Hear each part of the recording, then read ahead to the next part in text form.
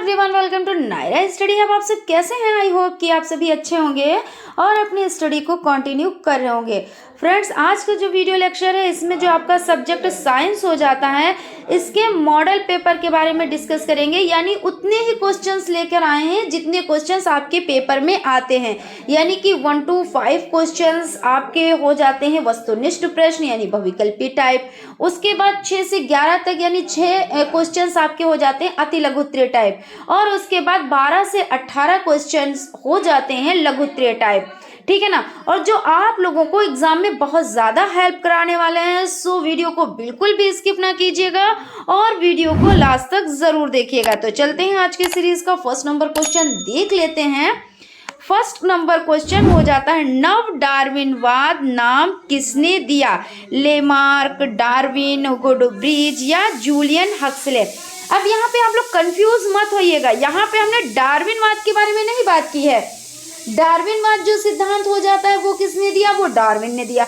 और नव डार्विनवाद उसमें कुछ संशोधन करके कुछ चीजें बढ़ाई गई है ना, तो वो जो आपका सिद्धांत हो जाता है यानी नव डार्विनवाद का नाम किसने दिया? तो जूलियन हक्सले हो जाते हैं। यानी कि द ऑप्शन आपका राइट हो जाता है।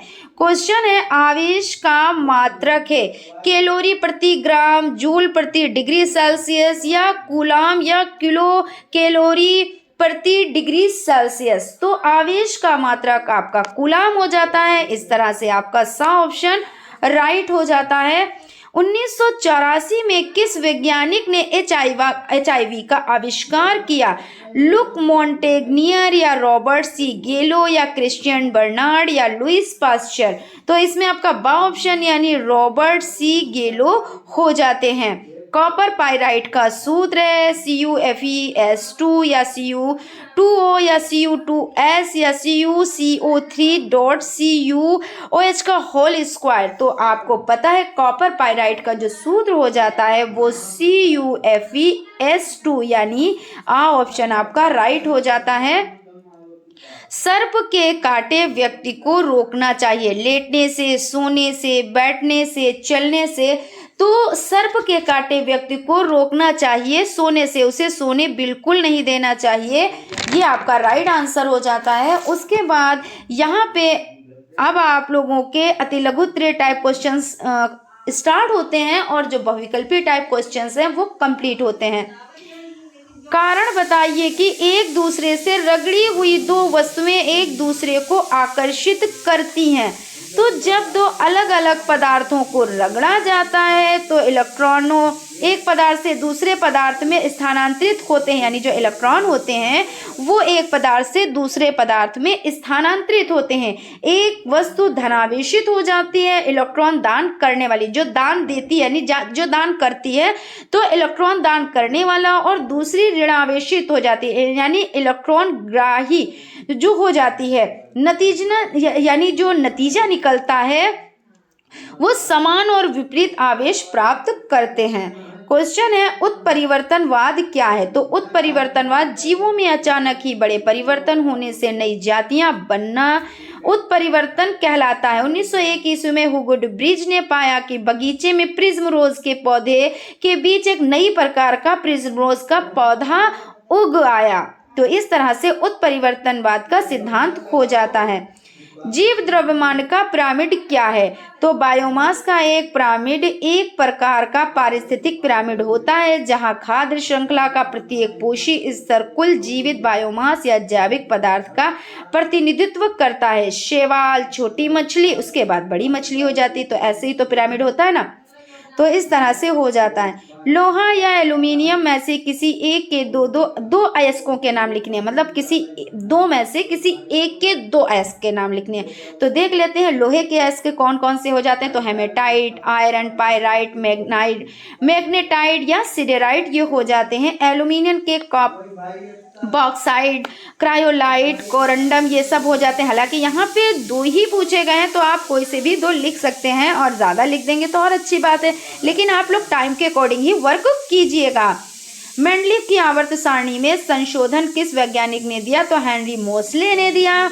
प्रतिरक्षी और प्रतिजन से आप क्या समझते हैं? प्रतिरक्षी ये प्रोटीन के बने होते हैं जो प्लाज्मा में पाए जाते हैं। ये दो प्रकार के होते हैं, ए और बी। प्रतिजन क्या होते हैं? ये ग्लाइकोप्रोटीन के बने होते हैं जो आरबी से चिपके रहते हैं। ये भी दो प्रकार के होते हैं, ए बी।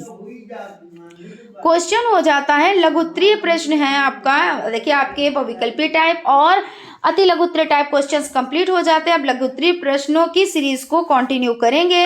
धातु तथा अधातु में अंतर बताएं। तो धातुओं में चमक पाई जाती है। धातु ठोस अवस्था में पाई जाती हैं।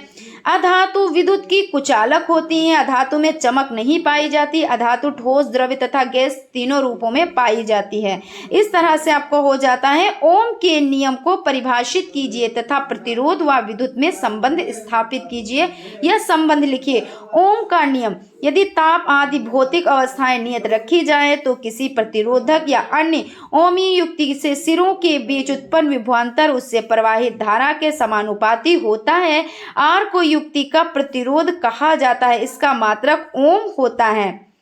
आर बराबर वी अपॉन आई विद्युत धारा प्रतिरोध एवं विभवांतर के बीच संबंध है। वी विभवांतर, आई विद्युत धारा, आर प्रतिरोध हो जाता है।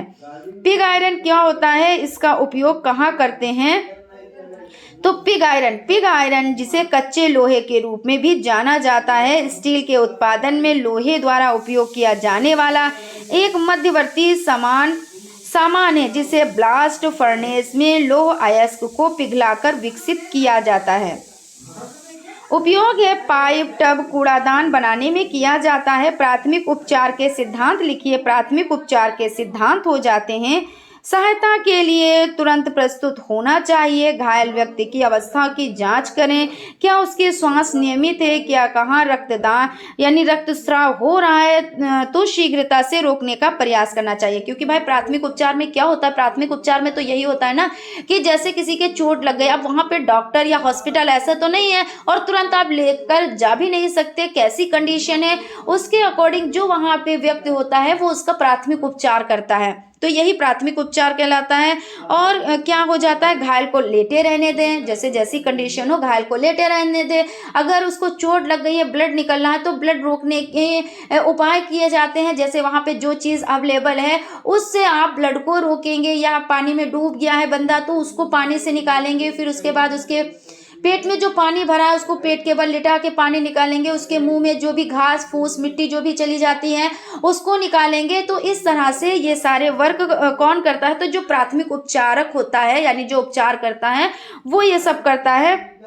अनावश्यक रूप से घायल को हिलाना नहीं चाहिए, अन्यथा परिणाम घातक भी हो सकते हैं। मान लीजिए हड्डी टूट गई या कुछ ऐसा, आप हिला रहे हैं तो ये सब क्या हो जाता है? ये जो है इससे और भी जो परिणाम है वो घातक सिद्ध हो सकते हैं, है ना। अब क्वेश्चन आपका हो जाता है हेपेटाइटिस बी को संरचनात्मक चित्र सहित समझाएं। उसके परिणाम, रोकथाम तथा उपचारों को भी लिखिए। हेपेटाइटिस बी का संरचनात्मक चित्र। संक्रामक HBV वायरस डेन कण में 42 nm व्यास की एक गोलाकार डबल शेल संरचना होती है जिसमें HBsAg युक्त एक लिपिड लिफाफा होता है जो hepatitis B core antigen HBsAg से बना एक आंतरिक न्यूक्लियोकैप्सिड को घेरता है जो वायरस एन्कोडेड पॉलीमरेज और वायरल से जटिल होता है। हेपेटाइटिस विषाणु का संक्रमण रक्तदान, इंजेक्शन, सुई का एक से अधिक व्यक्तियों द्वारा प्रयोग, गोदना, एक ही ब्लड का उपयोग करने से, संक्रमित जल या खाद्य पदार्थों से होता है। रोकथाम, क्लोरीनीकृत या ओजोन उपचारित जल का प्रयोग करना चाहिए और रोगी के वस्त्र निसंक्रमित करते रहना चाहिए।